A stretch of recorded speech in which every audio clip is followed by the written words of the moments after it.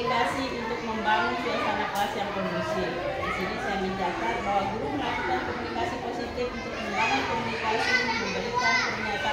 melakukan komunikasi, memberikan pernyataan pertanyaan pemantik tentang materi yang berkaitan dengan kegiatan sehari-hari. Ya, sudah ya tadi berkaitan dengan kegiatan sehari-hari anak-anak. Kemudian guru juga menyapa murid dengan nama.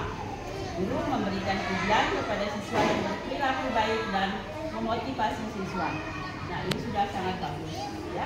Jadi anak-anak itu harus ketika ada yang berperilaku baik, disampaikan ke teman-temannya supaya teman-temannya bisa mengikuti. Setiap kali dilakukan itu, ya.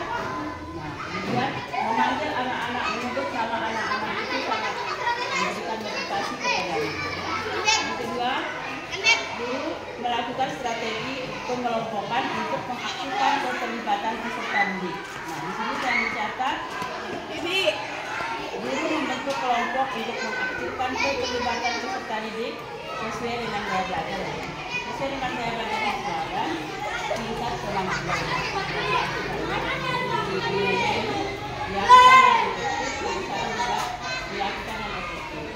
Yang ketiga, guru membuat dan mengingatkan aturan atau kesepakatan kelas. Di sini saya menulis di sini guru mengingat kembali kesepakatan kelas kepada peserta didik dengan meminta siswa menyebutkan kesepakatan kelas dengan penekanan agar dapat dilaksanakan diterapkan dalam kegiatan pembelajaran yang harinya. Ya, juga sudah bagus. Dengan mengingatkan kembali kesepakatan kelas, anak-anak akan mengingat ini yang boleh, ini yang tidak. Dan saya lihat dari proses pembelajarannya sangat kondusif, tidak ada yang mengganggu teman, tidak ada yang melakukan hal-hal yang di luar aturan, ya. Alhamdulillah. Jadi nilai nomor 3 juga dilakukan dan efektif. Ini kalau dijadikan nilai keseluruhan maka di atas ekspektasi, ya, nilainya sangat baik, ya, alhamdulillah. Nah, tentu meskipun demikian ada beberapa masukan. Pertama, pada proses pembelajaran tadi guru menyebutkan siswa si ya, menyebutkan anak-anak si A, si B, ya. Nah, ini saya mohon supaya teman-teman berikutnya jangan lagi menggunakan kata si A, si B, tetapi anak dan atau anak siswa ini atau anak begitu tadinya, ya, karena si kurang lebih pas, ya, untuk memanggil nama siswa untuk menjadikan walaupun terdengar biasa itu tidak boleh, ya. Itu saja. Itu sudah proses pembelajaran dari awal dari akhir, penggunaan olahraganya, membuat anak-anak terlibat, itu sangat luar biasa. Dan kalau dilakukan supervisi, karena ini kinerja itu tidak fokus perilaku yang menjadi, tapi kalau supervisi lengkap ini sudah semua. Dari ada penilaian murid terhadap temannya, itu sudah luar biasa. Ada penilaian murid terhadap guru juga, itu sangat luar biasa.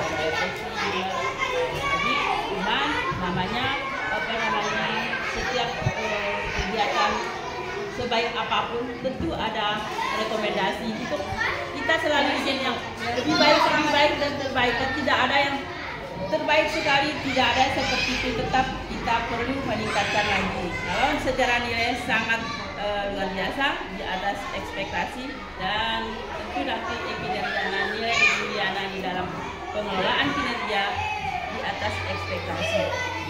Tetapi saya punya rekomendasi. Di sini di rekomendasi saya, kegiatan pembelajaran terlaksana dengan baik dan lancar. Pertahankan apa yang sudah baik. Namun ada rekomendasi dari saya untuk peringkat kinerja di masa-masa mendatang, karena ini sudah sangat baik, ya. Tambah lagi. Yang pertama, pada saat pembelajaran lakukan pendekatan pembelajaran yang lebih variatif.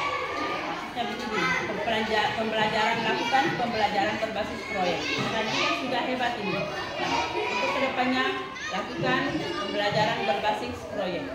Siswa dapat membuat proyek sederhana seperti misalnya diorama ekosistem, ya, rantai makanan atau jaring-jaring makanan.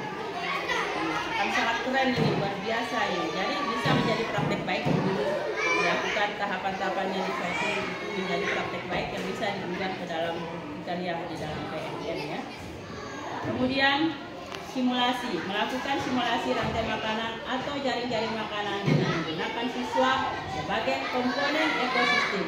Ini tidak memerlukan biaya. Ambil anak-anak itu maju ke depan, buat lingkaran, berpegangan tangan. Jadi sebutkan anak itu sebagai hewan apa, sebagai apa. Jadi dengan melibatkan siswa secara langsung, itu akan asik. Siswa tidak dari pagi, dari awal duduk sampai akhir, tidak seperti itu mereka. Nah, dari kelompok ini, kelompok yang tengah ini maju. Nah, mereka ada yang menjadi apa? Pokoknya semua ya.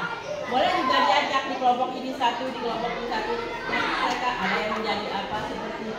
Ini sudah bagus menggunakan kartu, ini sudah sangat bagus. Tetapi apabila kita menggunakan, memanfaatkan apapun materinya, gunakan, berdayakan apa yang ada, berdayakan mereka dengan mereka menjadi bagian dari alat peraga. Sebagai alat peraga itu daya ingat akan lebih tahan lama ya.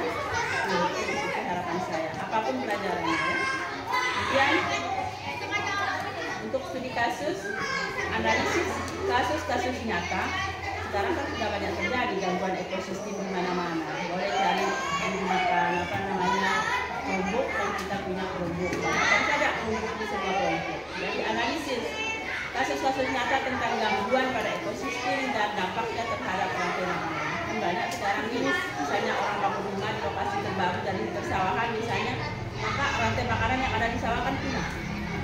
Kalau kita cari atau bisa disampaikan kepada anak-anak di sekitar-sekitarnya kan ada lokasi rumah baru yang punya sawah, yang punya kebun ya, bisa kan mereka sudah melihat. Dan kalau tidak ada, boleh mencari browsing saja di internet, boleh cari di videonya juga sangat banyak itu saya ya.